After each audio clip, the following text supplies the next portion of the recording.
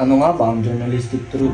Ang mga profesional na manunulat ay sumusubok sa katumpakan ng impormasyon, nagpapatuloy ng maingat at hindi binaluktot na katotohanan.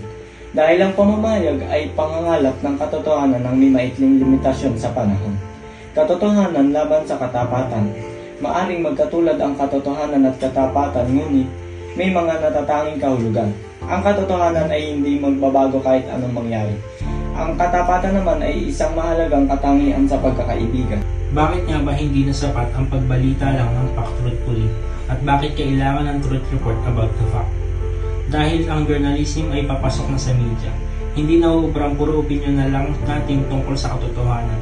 Kailangan na ng mga journalist student ay may sapat na basehan upang masabi na totoo ang isang balita. Ang balita ay makatotohanan, subalit sa ating panahon ngayon ay marami nang nagpapakalat ng maling impormasyon. Isa ito sa nagiging hadlang sa mga mamamahayag upang may balita ang katotohanan.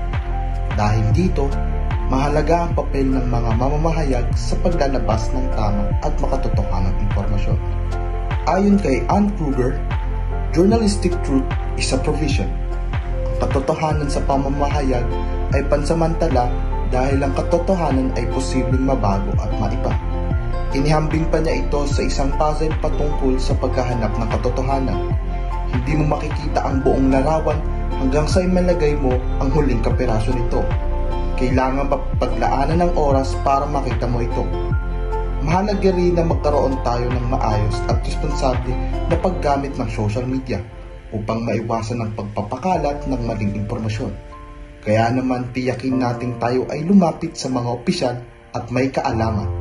Sila ang dapat nating matanong o siguraduhin na ang mga balita na ating naiintindihan at pinaniniwalaan ay may pundasyon at totoong pangyayari.